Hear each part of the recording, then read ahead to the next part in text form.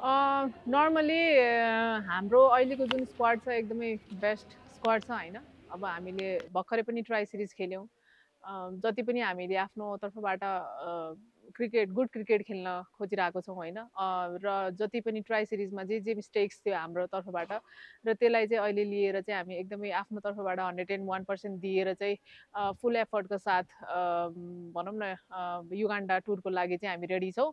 र overall preparation चाहिँ एकदमै राम्रो पनि छ र एकदम पोजिटिभ पनि छौँ। लाइक आई सेड बिफोर कि अब जस्तो हाम्रो ट्राई सिरिजमा जसरी हाम्रो फिल्डिङहरूमा ल्याप्सेसहरू बढी देखिरहेको थियो होइन। अब आई थिङ्क सबै इन्डिभिजुअल प्लेयर्सहरूले चाहिँ हामीले जे कुरामा ल्याक थियो आई थिङ्क हामी सबैजनाले फिल्डिङमा भनौँ फिटनेसमा हामीले अलिकति बेटर चाहिँ गरिरहेको छौँ।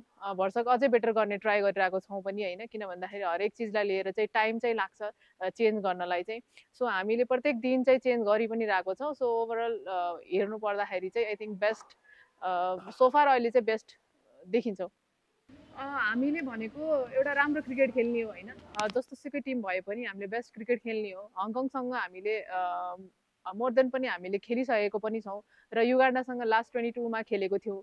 र नामिबिया भनेको चाहिँ हाम्रो लागि नयाँ टिम हो र आई थिङ्क हामी चाहिँ मेन्टली चाहिँ के प्रिपेयर छौँ भन्दाखेरि चाहिँ जुनै टिम आइसकेपछि नै हामीले आफ्नो तर्फबाट 101% दिने हो र आफूले जति पनि अहिलेसम्म खेलेको क्रिकेटहरू छ गुड क्रिकेट छ त्यो नै हामीले इम्प्लिमेन्ट गर्ने चाहिँ कोसिस गर्नेछौँ।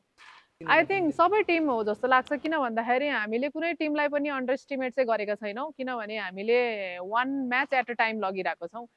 प्रत्येक एउटा टिमलाई चाहिँ आई थिङ्क सबै टिम उत्तिकै अब्बल हुनुहुन्छ जस्तो लाग्छ मलाई चाहिँ। र हामीले one match at a time लान्छौँ।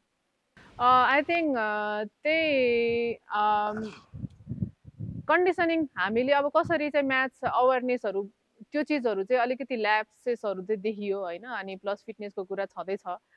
त्यसलाई पनि बिस्तारै हामीले अपग्रेड गर्दैछौँ। एकैचोटि चेन्जेस नभए पनि बिस्तारै हामीले चाहिँ अपग्रेड गर्दैछौँ।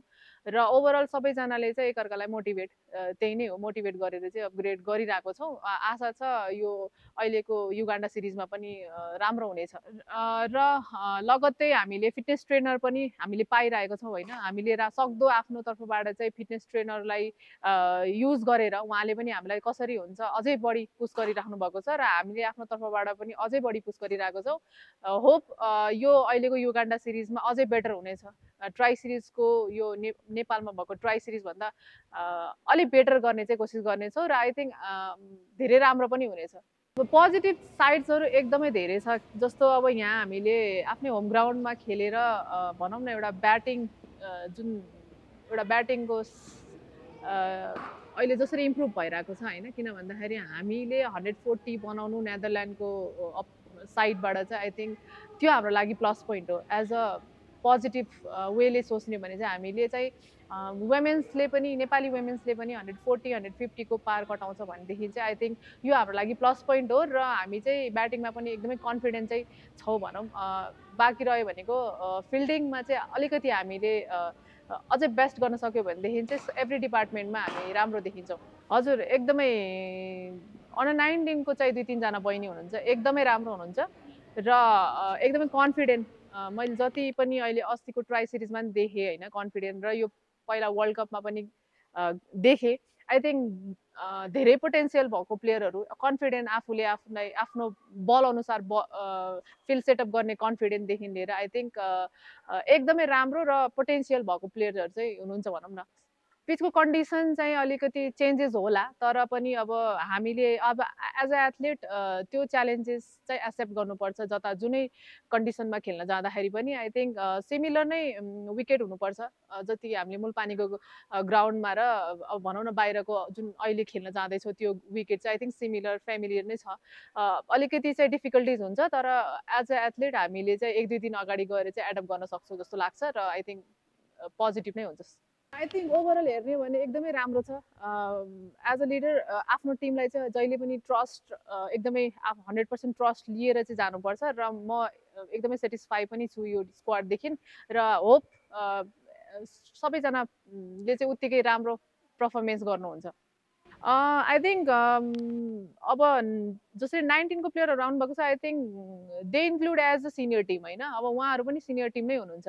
अब हामीले चाहिँ अब एज अ सिनियर प्लेयर भन्दाखेरि पनि सिनियर टिमै होल स्क्वाड नै सिनियर मै काउन्ट भइरहेको छ। अब रुबिना दिदी हुनुहुन्छ त्यहाँ, म आफै स्वयं पनि छु सिनियर, एज अ सिनियर पनि। अब हामीले एकअर्कालाई चाहिँ कोअर्डिनेट गर्दै के कुराहरूमा ल्याप्सेस छ त्यो कुराहरूलाई चाहिँ अझै बढी प्रायोरिटी दिएर यो कुराहरूलाई चाहिँ अझै बढी ध्यान दिनुपर्छ भनेर एकअर्कालाई मोटिभेट नै हो।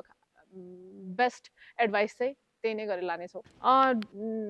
डेफिनेटली च्याम्पियन होइन। अब त्यो चाहिँ किन भन्दाखेरि अब ब्याक टु ब्याक हामीले भनौँ न एउटा ट्रफी होम एउटा आफ्नो कन्ट्रीलाई रिप्रेजेन्ट गरेर एउटा च्याम्पियन ट्रफी ल्याउन पाएको छैन। आई थिङ्क त्यो नै एकदमै भनौँ न, अब अहिले जाँदाखेरि चाहिँ युगान्डा सिरिजमा च्याम्पियन भएर फर्किनु इज मेन गोल हो अहिलेको रिसेन्ट। आई थिङ्क एकदमै पोटेन्सियल प्लेयरहरू हुनुहुन्छ, एक्सपिरियन्स पनि गेन गरिसक्नु भएको छ। वर्ल्ड कप जस्तो स्टेजमा गएर पर्फर्म गरेर अहिले सिनियर टिममा आएर डेब्यू गरिसकेपछि आई थिङ्क जति हामी सिनियर प्लेयरको एक्सपिरियन्स छ आई थिङ्क उत्तिकै काउन्ट हुन्छ 19 को प्लेयर भनौँ अथवा अहिले भर्खरै रिसेन्ट पढ्नु भएको player.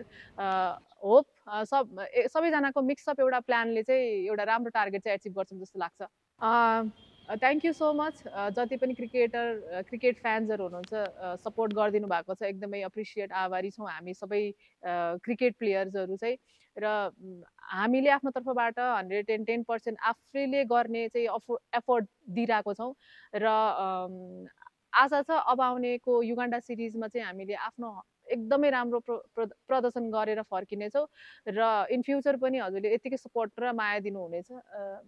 Thank you so much.